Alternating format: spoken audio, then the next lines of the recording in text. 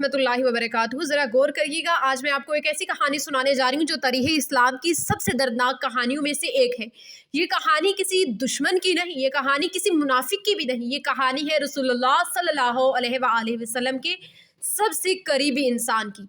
ये कहानी है अब्बू तालिब की। अब्बू तालिब कौन थे? नबी करीम सल्लल्लाहु अलैहि वसल्लम के हकीकी चचा थे। अब्बू मुत्तलिब के बाद उन्होंने ही रसूलुल्लाह सल्लल्लाहु अलैहि वसल्लम की परवरिश की। जब नबी सल्लल्लाहु अलैहि वसल्लम यतीम थे, कमज़ोर थे और दुनिया में कोई सहारा नहीं था, तब अब्बू तालिब ने उन्हें सीने से लगाया। उन्होंने सिर्फ घर नहीं दिया, उन्होंने नाम, इज़्ज़त, कबीला, हिफाजत सब कुछ दिया। जब हजूर सल्लल्लाहु अलैहि वसल्लम ने ऐलान नबूवत फरमाया, पूरा मक्का दुश्मन बन गया। लोग पत्थर मारते, ताना देते, कातिल के मंसूबे भी बनाते, और इस वक्त एक इंसान चट्टान बनकर खड़ा था। वो कौन था? अब्बू तालिब, हज़रत मोहम्मद सल्लल्लाहु अलैहि वसल्लम के हकीकी चचा।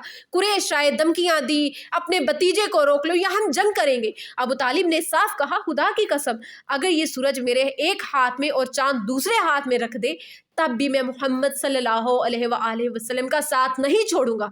ये अल्फाज तारीख में आज भी महफूज हैं। कुरैश ने बनी हाशिम का मुकम्मल बाइकआउट किया, खाना बंद किया, पानी बंद किया, तिजारत भी बंद की। अबू तालिब ने 3 साल शब अबी तालिब में फाके बर्दाश्त की। रातों को रसूलुल्लाह सल्लल्लाहु अलैहि वसल्लम को अपने बिस्तर पर नहीं सुलाते थे। सोच के ये ईमान जैसी कुर्बानी है, लेकिन ईमान नहीं था। अब आते हैं सबसे दर्दनाक लम्हे पर। हज़रत अबू तालिब आखिरी सांसों पर थे। नबी सल्लल्लाहु अलैहि वसल्लम इनके सरहाने बैठे थे, आंखों में आंसू थे, आवाज में इल्तजा थी।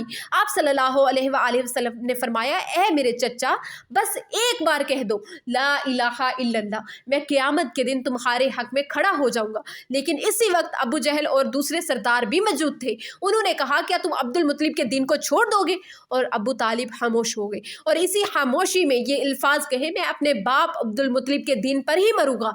और वो ईमान लाए बगैर दुनिया से रुखसत हो गए। नबी सल्लल्लाहु अलैहि वसल्लम का गम, ये वो लम्हा था जब नबी सल्लल्लाहु अलैहि वसल्लम की आंखों से आंसू रुके नहीं।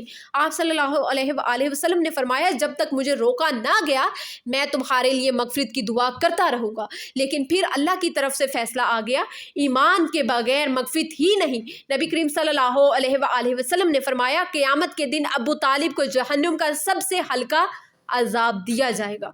आग के जूते पहनाए जाएंगे, जिनकी तपश से इनका दिमाग खुलने लगेगा और वो समझेंगे कि शायद सबसे ज़्यादा अजाब मुझे ही दिया जा रहा है, हालांकि हकीकत में ये सबसे हल्का अजाब होगा।